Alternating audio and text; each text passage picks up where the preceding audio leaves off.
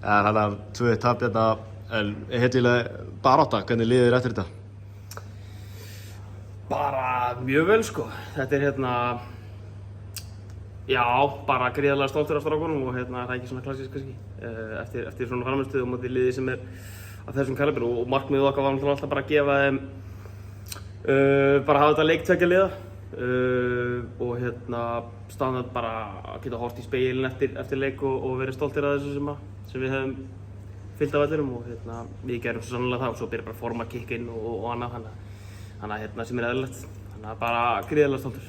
Þið komið bara inn í leikinn á ykkar forsendu, spilið bara ykkar bolta, þú hlýtur að vera sáttur hvernig strákarnir skiluðu því í dag? Já, klárlega og það var kannski svona einmitt aftur, aðalmarkmiðið var bara að kólna ekki í undir því að sjá kannski mennarnir sem atvinnumennsku og annað skilur og geta bara framfyllt af því að við nálgumst leikinn alltaf bara alveg eins, skiptir ekki máli hvort það er Stjarnan eða eitthvað liðið í fimmtu deild sko, þannig að bara, já, það var mjög gaman að sjá hvað menn execútuðu vel.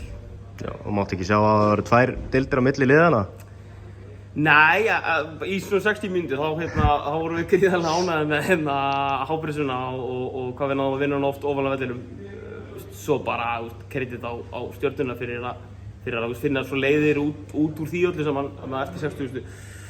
Þannig að bara frábæra skák og við erum náttúrulega allir bara alltaf að færa þetta, bara að reyna að gefa þessum leik bara sitt líf og gera þetta bara að alvöru leik. Við ætlum aldrei að fara niður í einhver skoðgræði eða neitt, þannig að það bara þróaði svona sirka eins og við kannski vonuðumst til.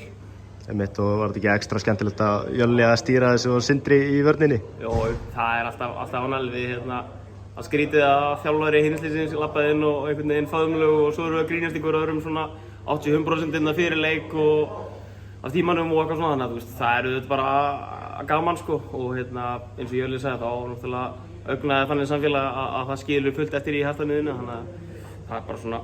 Það var ekstra gaman líka að sjá Sindra þarna með bandið á Stjörnunni, hann var líka 2 fyrirliðar upp að þér í augnaskólanum, leiddi liðin út, það var líka mjög gaman.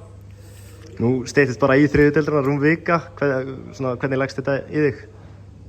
Mjög vel, bara við ræddum inn í klefa núna að kristalla þessa tilfinningu sem að kæmi eftir þennan leik og þetta momentum sem er með liðinu.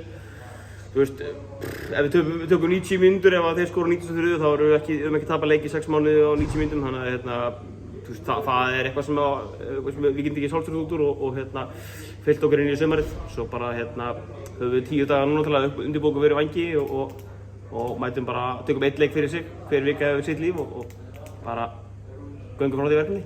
Takk hérlega.